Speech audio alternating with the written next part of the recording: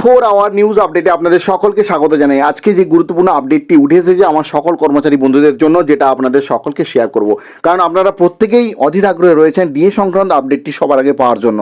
আজকে যে বিষয়টি নিয়ে বিশেষ করে আলোকপাত করব, যেটা যার ফলে কর্মচারীরা কিন্তু অনেকটাই এগিয়ে থাকবে এবং সুপ্রিম কোর্টে একটা বড়সড় আপডেট আসতে চলেছে ডিএ মামলা নিয়ে।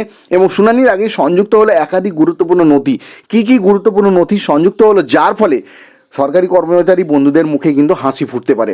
আজকে জানাবো বিস্তারিতভাবে যে কোন কোন নথি নতুনভাবে গুরুত্ব সহকারে নথি সংযুক্ত হলো এবং সুপ্রিম কোর্টের মামলায় যে বড় আপডেটটি উঠে এসেছে, যা বিস্তারিতভাবে আলোচনা করবো এই প্রতিবেদনে। তাই যারা নতুন এসেছেন চ্যানেলে, অতি অবশ্যই তারা চ্যানেলটি সাবস্ক্রাইব করবেন, যাতে নিত্য নতুন আপডেট পাওয়ার সাথে সাথে আপনারা পেয়ে যান।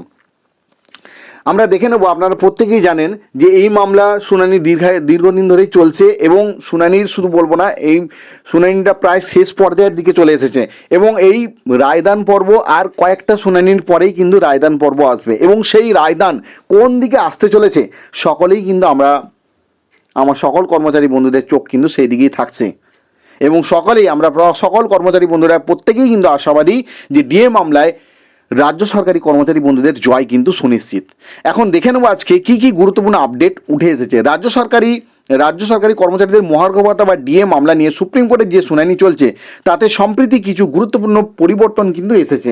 বিভিন্ন মামলা এবং রিপোর্ট এখন মূল মামলার সাথে যুক্ত করা হয়েছে, যা আগামী শুনানিতে প্রভাব ফেলবে বলে মনে করা হচ্ছে। এই সংযুক্তিকরণের ফলে মামলাটি আরও মজবুত ভিত্তির উপর দাঁড়িয়েছে। অর্থাৎ আপনারা প্রত্যেকেই জানেন যে বিভিন্ন দিকে বিভিন্ন ডিরেকশনে যদি নদীর জল বিভিন্ন দিক থেকে বইয়ে দেওয়া হয়, সেক্ষেত্রে নদীর জলের কোয়ান্টিটিটা অনেক কমে যায়।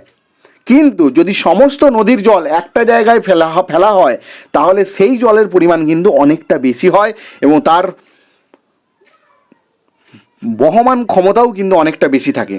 তাই এই সমস্ত তথ্য বা সমস্ত সংযুক্তিকরণ, সমস্ত মামলা এই মূল মামলার সঙ্গে যুক্ত করা হয়েছে। কোন কোন মামলা যুক্ত করা হয়েছে, যার ফলে এই ভিত্তি বা এই একটি মজবুত ভিতের উপরে কিন্তু দাঁড়িয়ে রয়েছে। আশা করা হচ্ছে যে এই দৃঢ় আলোচনার পথ কিন্তু আরও প্রশস্ত হবে।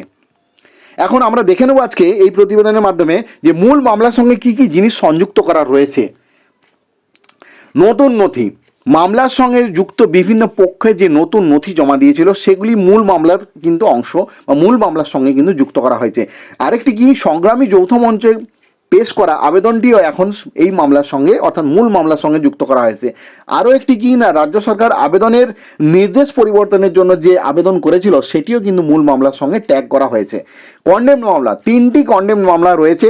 আপনারা প্রত্যেকেই জানেন কন্ডেম কেস করেছে বিভিন্ন সংগঠন, যার মধ্যে রয়েছে confederation of state government employees, আরেকজন রয়েছে সরকারি কর্মচারী পরিষদ এবং আরেকটি পক্ষ সেটা ইউনিটি ফোরামের যে পক্ষ। এই 3টি দল কিন্তু কন্টেম্প কেস করেছিল। সেই কন্টেম্প সেগুলিও মূল মামলার সঙ্গে শোনা হবে। তাহলে এই সংযুক্তিকরণের ফলে কি আশা করা যায়, আমরা কি আশা করতে পারি আমার সকল কর্মচারী বন্ধুরা, যে সমস্ত বিভিন্ন নদীর জল যদি একসাথে একটা জায়গায় ফেলা হয়, তাহলে সেই জলের প্রবাহমান বা সেই জলের ক্ষমতা কিন্তু অনেক বেশি হবে। তাই এই সমস্ত বিষয় একসঙ্গে আসাই মামলাটি একটি নতুন মোড়ের দিকে অবশ্যই এগোবে। এতদিন ধরে যে বিষয়গুলি আদালতে আলাদাভাবে আলোচিত হচ্ছিল, সেগুলি এখন একসাথে শোনা হবে, যার ফলে মামলার শুনানি আরও দ্রুত হবে এবং নির্দিষ্ট পথে এগোবে বলে মনে করা হচ্ছে। বিভিন্ন সংগঠন এই পরিবর্তনকে স্বাগত জানিয়েছে এবং তারা আশাবাদী যে এর ফলে ডিএ মামলার নিষ্পত্তি দ্রুত হবে এবং রাজ্য সরকারি কর্মচারীরা তাদের কিন্তু ন্যায্য অধিকার বা তাদের মৌলিক অধিকার কিন্তু ফিরে পাবেন। আগামী দিনে প্রত্যাশা আমাদের সকলেরই রয়েছে, কারণ আপনারা প্রত্যেকেই জানেন আগামী 26শে আগস্ট এই মামলার পরবর্তী শুনানির দিন ধার্য করা হয়েছে এবং এই শুনানি হয়তো সম্ভবত শেষ শুনানি হতে চলেছে, কারণ এই দিনে সমস্ত তথ্য এবং সমস্ত বক্তব্য পেশ করতে হবে রাজ্য সরকারি কর্মচারী বন্ধুদের যে আইনজীবীরা রয়েছেন তাদেরকেও, এবং অ্যাজ ওয়েল অ্যাজ অর্থাৎ এর সাথে সাথে সরকার পক্ষের যে আইনজীবীরা রয়েছেন তাদেরও যে সমস্ত তথ্য বা যে সমস্ত বক্তব্য সেগুলো কিন্তু পেশ করতে হবে। আর এই সংযুক্তিকরণের ফলে যে একসঙ্গে সমস্ত কেসকে একসঙ্গে এক ছাতার তলে একটি মূল কেসের সঙ্গে যুক্ত করা হয়েছে, মূল কেসের সঙ্গে যুক্ত করার ফলে এই সংযুক্তিকরণের ফলে এই দিনের শুনানি কিন্তু অত্যন্ত গুরুত্বপূর্ণ হতে চলেছে আমার সকল কর্মচারী বন্ধুদের কাছে। কারণ সমস্ত পক্ষের নথি এবং আবেদনের একসঙ্গে থাকায় আদালতের একটি সামগ্রিক দৃষ্টিকোণ থেকে বিষয়টি বিবেচনা করতে কিন্তু পারবে। কারণ সমস্ত বিষয় যদি বিবেচনা করবে, সমস্ত দিক থেকে আলোচিত হবে এবং সমস্ত দৃষ্টিকোণ থেকে পরিষ্কারভাবে সুস্পষ্ট একটা ধারণা কিন্তু আদালত করতে পারবে। যদিও এই সুস্পষ্ট ধারণা অলরেডি আমাদের মাননীয় যে বিচারপতিদ্বয় রয়েছেন তাদের কিন্তু দৃষ্টিভঙ্গির মধ্যে অলরেডি রয়েছে, তারা এই বিষয়টি নিয়ে সম্পূর্ণরূপে ওয়াকিবহল যে রাজ্য সরকারের কি রয়েছে, সদিচ্ছা রয়েছে দেওয়ার না সদিচ্ছা নেই, সে বিষয়ে কিন্তু সুস্পষ্ট ধারণা কিন্তু রয়েছে মাননীয় বিচারপতিদ্বয়ের। রাজ্য সরকারি কর্মচারীরা দীর্ঘদিন ধরে তাদের বকেয়া ডিএর জন্য যে লড়াই করে আসছেন এবং এই নতুন অগ্রগতি তাদের মনে নতুন করে কিন্তু আশা কিন্তু জাগিয়েছে, অবশ্যই জাগাবে। কারণ এই যে নতুন মামলা সমস্ত মামলাগুলিকে একসঙ্গে একসাথে তোলায় একটি নির্দিষ্ট জায়গায় তুলে আনার ফলে এই বিষয়টি আদালত দীর্ঘায়িত হবে না, যত তাড়াতাড়ি সম্ভব এই শুনানি শেষ হবে এবং এই শুনানির রায়দান পর্ব কিন্তু যত তাড়াতাড়ি সম্ভব হবে এবং সেই রায়দান আশা করা যায় মাননীয় বিচারপতিদ্বয়ের যে গতি প্রকৃতি বা তাদের যে মন্তব্য তাতে বোঝাই যাচ্ছে যে এই মামলার জয় কিন্তু কর্মচারী বন্ধুদেরই হবে।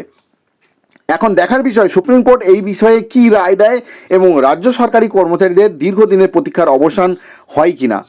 কারণ আমার সকল কর্মচারী বন্ধুরা প্রত্যেকেই কিন্তু অধীর আগ্রহে রয়েছে যে সেই দিনের অপেক্ষায় যেদিন তাদের যে মৌলিক অধিকার, তাদের যে এতদিনের যে বঞ্চনা, সেইটা যাতে লাঘব হবে এবং এই একটি নতুন অধ্যায়ের কিন্তু তৈরি হবে। আজকে যে গুরুত্বপূর্ণ আপডেটটি আমি পেয়েছিলাম যেটা আপনাদের সকলকে শেয়ার করলাম, ধন্যবাদ।